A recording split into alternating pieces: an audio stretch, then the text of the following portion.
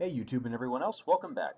This is the fourth video in my series of how to improve Halo Wars for the sequel. This video will discuss fire support's new and bigger role in Halo Wars 2. Let's jump right in. In Halo Wars 1, fire support was accomplished through the D-pad for the UNSC and by leaders for the Covenant. Each leader had his own unique power type, which could be linear, area, or pinpoint.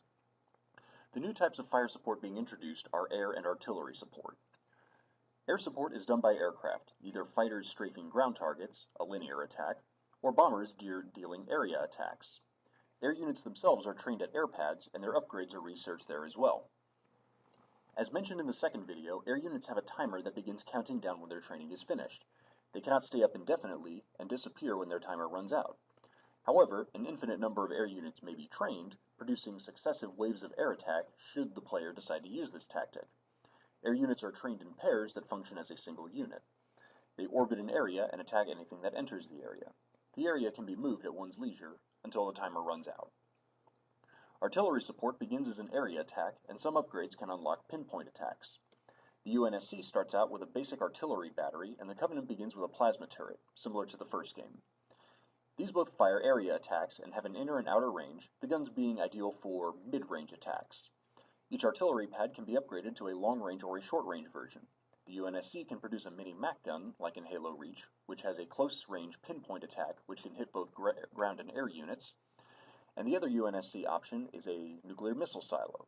The nuclear missile silo is the long-range version, and it can hit both air and ground units, and leaves poison damage on the affected area for a time after the blast. The Covenant can upgrade their plasma turret to a mega turret or a spire, both seen in Reach. The mega turret can hit air units and long-range targets, and the spire is for close-in targets. The spire produces a passive shield that EMPs vehicles and air units, and produces, or bolsters, shields for the base's buildings, similar to the shield generators from the last game. The spire is surrounded by smaller plasma turrets seen throughout the games, and these can fire rapidly at both air and ground units. The mid-range versions also have their own upgrades, so if a player doesn't want the longer short-range version, he can keep and improve the mid-range version. Air support is constantly available before the timer runs out, and artillery support requires a cooldown between barrages. Artillery support costs resources, but air support does not. The cooldown between artillery barrages should be approximately 5 to 7 seconds. This keeps artillery constantly on call for pitched battles, but constant artillery usage will rapidly deplete resources. The abilities retained from the last game, i.e. MAC guns, glassing, Covenant leaders' special abilities, will otherwise remain the same.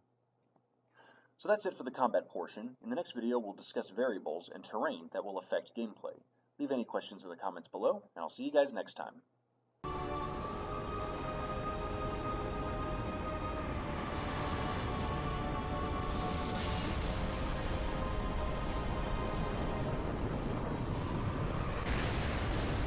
New contact, high tonnage. No. No, somebody tell me this ain't happening.